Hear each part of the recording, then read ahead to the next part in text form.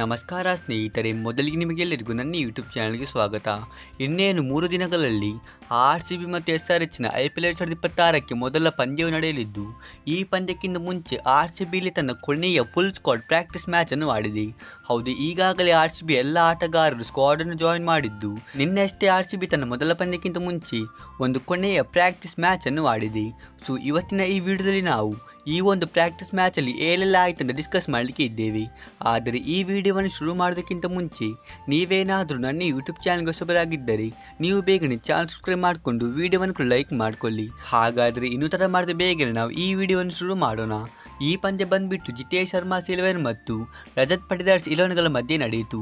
ಮತ್ತೆ ಇಲ್ಲಿ ಜಿತೇಶ್ ಅವರ ತಂಡ ಮೊದಲು ಟಾಸ್ ಅನ್ನು ಗೆದ್ದು ಬೌಲಿಂಗ್ ಅನ್ನು ಆಯ್ಕೆ ಮಾಡಿದ್ದು, ರಜತ್ ಅವರ ಪರವಾಗಿ ದೇವದತ್ ಪಡಿಕ್ಕಲ್ ಮತ್ತು ಜಾರ್ಡನ್ ಕಾಕ್ಸ್ ಅವರು ಓಪನಿಂಗ್ಗೆ ಬಂದರು. ಮತ್ತೆ ಇಲ್ಲಿ ದೇವದತ್ ಪಡಿಕ್ಕಲ್ ಅವರು 28 ಬಾಲಲ್ಲಿ 45 ರನ್ಸ್ ಅನ್ನು ಹೊಡೆದರು. ಇನ್ನೊಂದು ಕಡೆ ಜಾರ್ಡನ್ ಕಾಕ್ಸ್ ಅವರು ಕೂಡ ಕೇವಲ 31 ಬಾಲಲ್ಲಿ 62 ರನ್ ಅನ್ನು ಹೊಡೆದರು. ಮೂರನೆಯ ಸ್ಥಾನದಲ್ಲಿ ಬಂದ ಜಾಕೋಬ್ ಬೆಥೆಲ್ ಅವರು ಕೂಡ 38 ಬಾಲಲ್ಲಿ 71 ರನ್ಸ್ ಅನ್ನು ಹೊಡೆದರು.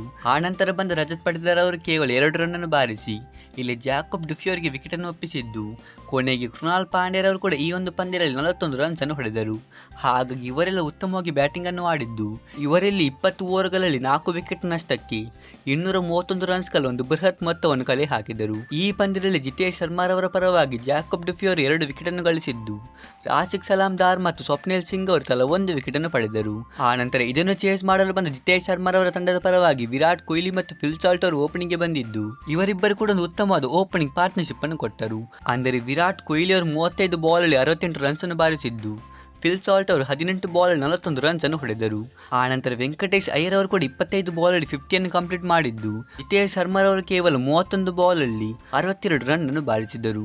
ಮತ್ತೆ ಕೊನೆಗೆ ಬಂದ ಒಮಾರ್ ಶೆಫರ್ಡ್ ಅವರು ಕೂಡ 5 ಎಸೆತಗಳಲ್ಲಿ 21 ರನ್ಸ್ ಅನ್ನು ಬಾರಿಸಿದ್ದು, ಇವರಲ್ಲಿ ಈ ಒಂದು ಟಾರ್ಗೆಟ್ ಅನ್ನು ಕೇವಲ 19 ಓವರ್ಸ್ ಅಲ್ಲಿ ಚೇಸ್ ಮಾಡಿದರು.